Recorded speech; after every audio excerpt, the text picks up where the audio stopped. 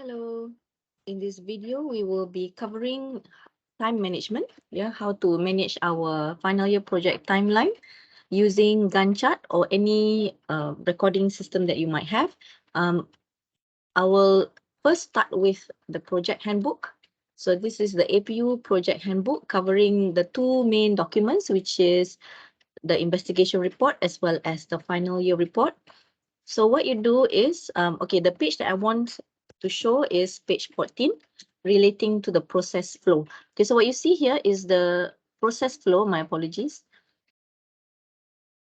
Okay, so what you see here is the process flow of the project, from the beginning till the end. So starting from year 3, you will be appointed a supervisor. There will be a session with your supervisor. Supervisor clinic is basically you meeting the supervisor to discuss the topic and the scope and what's next. Okay, so if everything goes all right, then your supervisor will approve your title. And basically you can start, here, this might be a bit deceiving at this stage in the middle here. There's a few activities to be done before you submit investigation report. So you have to complete chapters 1, 2, and 3. So many of you will be basing your chapters 1, 2, and 3 of the IR on your BRSM, Business Research Methods. However, I would probably suggest that you update your content in the BRSM, especially your references. And if, let's say, there's any new development to your topic, please add them inside the investigation report so that you're not submitting the same piece of work to BRSM as well as investigation report. So those are the chapters that you need to do before you can submit your investigation report in Moodle. Okay, so the submission is via digital copy. Okay, so there will be, basically the next step is learning contract. So basically what is this is, it is the feedback. So after you submit the IR, the first marker and the second marker, your supervisor, who is the first marker, and then your advisor, who is the second marker, will actually comment on your investigation report in Moodle, and then you'll be receiving a feedback on these two documents, on the IR, on the investigation report. That's called the learning contract. Then, so if, let's say, there are changes that needs to be made, you must make those changes to the final year project, to this document, right? So the next part, so the next key part after you complete the IR, so you need to complete the two remaining chapters, i.e. chapters 4 and 5 of your project before you can submit the project on Moodle. So after that, you'll be submitting the hardbound. This hardbound or hardcover project will be placed in the library for other students to see and review, because this is part of our collection of final year project. There will be an arrangement for final year project presentation with your first marker and second marker, supervisor and advisor. So the next thing to do for us, for APU staff, academic staff, we will mark your final year project and submit it to the FYP department, FYP committee for moderation. So moderation is internal first to check whether we agree on the mark given to all the students in the same grade category, etc. And after that, of course, external moderation will take place to view this project. So the key parts for you, all right, so the parts that you don't have to worry about, the parts that is to be done by the academics. So the key parts for you are actually these two. So these are the two key dates. One is the IR submission, the other one is FYP submission. So in between these, there are many mini activities that will need to take place. So how do you know what are the activities? You look at your FYP calendar. Okay, this is one example from intake May 2022. But every intake will receive a similar document to show your timeline. To show your due dates, your timeline, and your activities that needs to happen before the main event happens. So remember the two main events, the IR as well as the FYP submission. Okay, so this is investigation report. And then this is the project submission. So these are the two main events in your project. And when you compare to this, these are the breakdown of other activities. Okay, so let me just highlight the two main events again from here. Okay, so from this document, you also have these two main events. One is the IR submission. The other one is FYP submission, final report submission. Okay, so those are the two main dates, yeah, or events. Other than that, in between, you have, for example, supervisor meeting. Okay, so when the dates are prompted, go and meet your supervisor and discuss your progress. Okay, so these are example of the dates to meet the supervisor. So on the weeks that have been identified, you can just initiate, you can make the booking on iConsult, or you can just message your supervisor for a meeting and you can report your progress during the meeting. Okay, and I remember after the meeting, update in your supervisor log sheet, yeah, meeting log sheet. Okay, after that, the other important activity are actually the briefings. Okay, so the briefings like this. Okay, so you need, there's also checkpoints. Okay, for example, session 1, commencement briefing, session 2, sessions with FYP manager as well as your program leader, research and ethics, etc. So all these sessions are briefings. Now we are doing it virtually. So attend them and ask questions if there's any about what are the deliverables of your project. Okay, so altogether, let's see how many sessions. That's session 6, session 7, especially this, yeah, data analysis is important.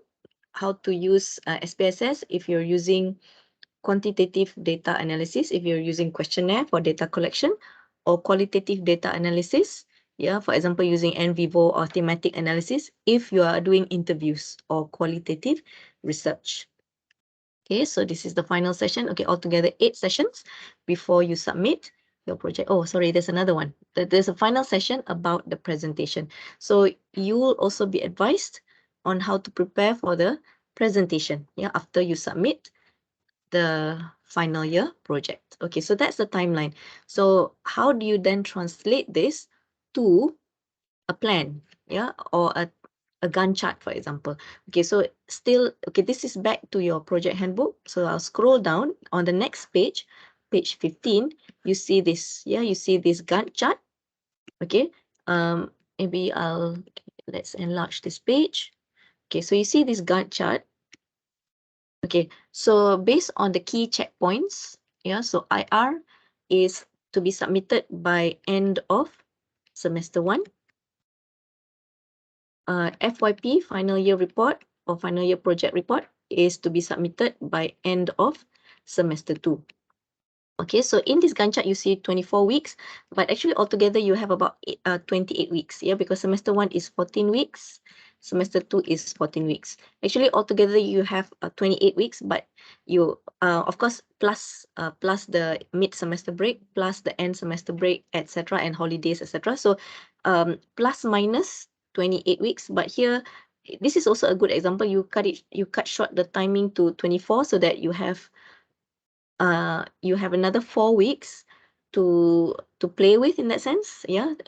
So what you do is, for example, one method is to just chart this according to chapter. So you can, for example, plan this according to chapter. Okay, so let's say chapter 1, okay, and then you do these activities, okay, and then within chapter 1, you can actually list down what are the things that you need to do for chapter 1, and you can even block it separately. Okay, let's say activity 1, you'll do it in the first week, activity 2, second week, activity 3, third week, for example. Okay, so you can also do it that way.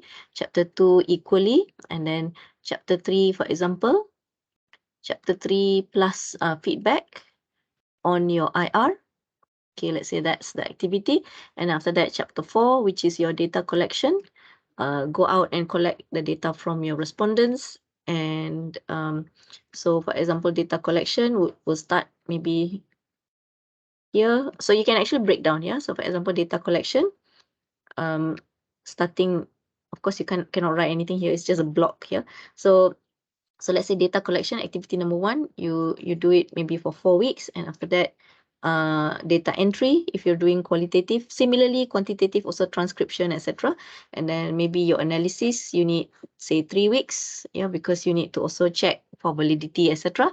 And then conclusion, giving your summary of data or findings of the data of the primary data would be maybe in the last week. So that will be how it looks like. And of course, you can continue the Gantt chart. So how do you translate this to an actual document? So you can use Excel. And what's good with Excel? So this is on APU Office 365. So you can just choose Excel online. There's even that template. Yeah, so you can choose a template that's already existing, and you can actually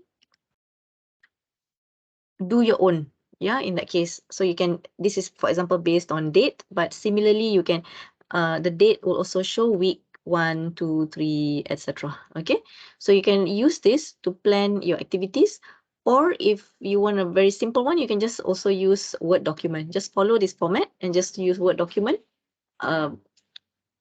and plan, yeah, including your semester breaks, etc. So if let's say during semester break, you can also, okay, let's say this is your semester break. Okay, in November, you can just put there semester break.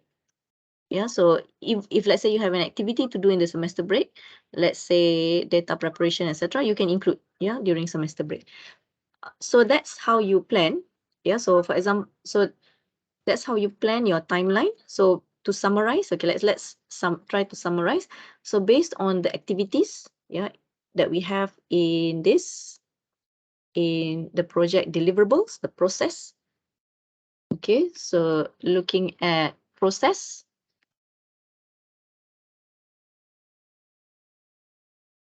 or project timeline, project activities rather.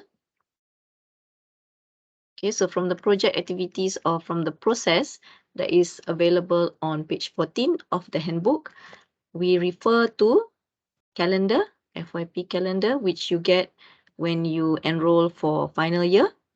And this FYP calendar will list down all the activities and the meetings and the submission dates for your intake. From there, plan or transfer to Gantt chart. Okay, so when to do the Gantt chart, I suggest, or we advise that you do this Gantt chart early in the semester at this stage. Yeah, so you can do the Gantt chart at this stage to actually cover your activities. So this is a plan, and then so you will know if you are on time, a bit delayed, or ahead of time. Yeah, so because you already have this very clear dates or very clear weeks. Okay, here you can also add the dates. This one is based on week. Okay, so based on the weeks, you know, okay, where am I and where do I need to be? Am I delayed? Am I on time? Or am I ahead of time? So if you're ahead of time or on time, no need to worry. But if you're delayed, be a little bit worried. And again, we would advise you to speak to your supervisor on how to complete, yeah, everything on time. Okay, so that we reduce our stress and we can happily complete our project. Okay, so that's the FYP timeline for your reference. Okay, thank you very much.